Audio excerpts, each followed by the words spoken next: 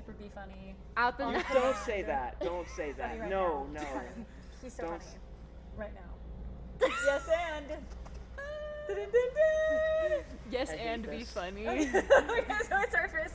Is it okay? So our first tent, we were looking up pictures of historical tents because we were like, oh my gosh, we have to be the most historical. We have to really be part of this community. Like we had met with SCA people and like super. What was the sword community that you were a part of?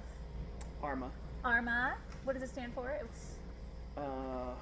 Renaissance medieval art, something A at the front. A Renaissance medieval art.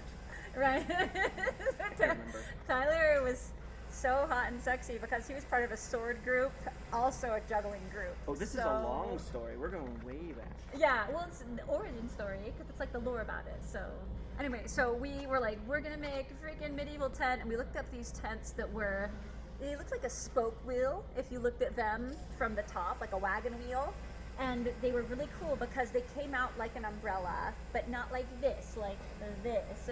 And it was so smart because we were maximizing the frontage by not having walls. Yeah. We're like, we can just put walls up on any side and take them down and people can just Yeah, walk around. the world is our front of our booth. But yeah, we did think that was so smart.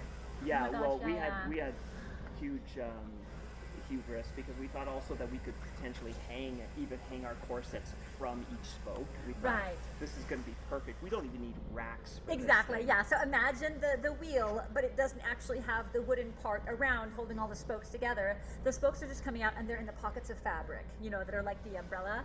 And so we had this great idea. We're going to make this spoke wheel tent. We had seen it in other places. We've seen reenactors do it, and we're like, we're geniuses. So you were like geometry king. You were so smart. I love geometry, but that thing was a beast. It took so much time just trying to figure out the calculations for each spoke. Oh, yeah. And Oh my gosh, and that then was so and then intense. how that was going to translate onto the fabric for the tent because it had to be multi pieces. Yeah. Like an umbrella or something where each triangle came down and then you had to sew that part Yeah, my arms are still sore from sewing that tent top. out of canvas. And did you remember that we made a graduating size fleur-de-lis stencil? That we Yep, stenciled yep, we fleur-de-lis made a on fleur-de-lis it! We that were bigger. so good! And we made sure to Scotch guard it really well because it was canvas, That's so that right! it Oh would be my waterproof. gosh, it's so cute! So this would have been like 19-year-old me and 24-year-old you. Yeah, so this is Yeah, like 2000 and early in our like, marriage, already supporting 9 me or so much, something. doing geometry for me. So yeah, we we set it up the very first day of the setup, and we're like, okay, we hung chains from each spoke of the wagon wheel shape that was in the broad pockets of the fabric, and the chains had bars across them to hang the corsets Oh, on. right, yeah. That was the problem. Is all the corsets created all of this weight. It wasn't the only problem. I mean, the canvas provided a lot of good tension to keep that up, but then the problem was the heat, because during the as the sun rose in the sky and the tent top absorbed all that heat and heated up, and the fabric just started to stretch and stretch with the heat.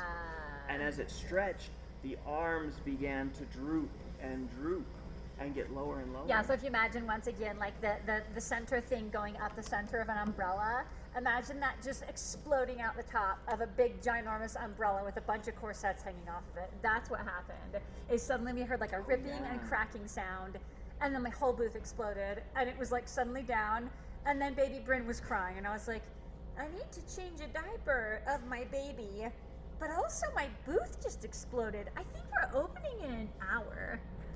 And I was gone with your dad.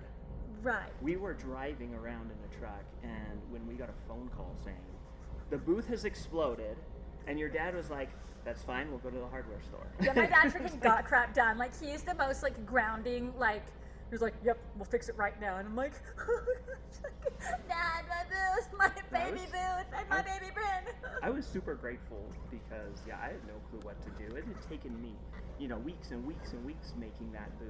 Oh my God. And I was so proud too. It was made of redwood because I thought because it was lightweight and it was going to be strong. But anyways, we went and just got a bunch of 2x4s. We like Randalos. Right. piled up a ton of 2x4s, Right. and your dad being a contractor, Yeah. that He like knew 2 how to by 4s bust and something screws he together. could put together whatever he and we needed. had like some tarps just for like covering ourselves out of the rain. Yeah.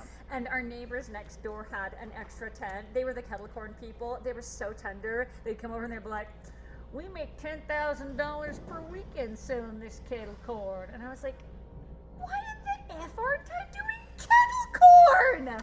I still wonder that, honestly. Yeah, we'll Hey, switch. why aren't we doing kettle corn? I Are don't- we doing kettle corn? Because you don't like kettle corn. I always Damsel. want to get it when we go to the movies, and you tell me no. I know, I hate But kettle corn.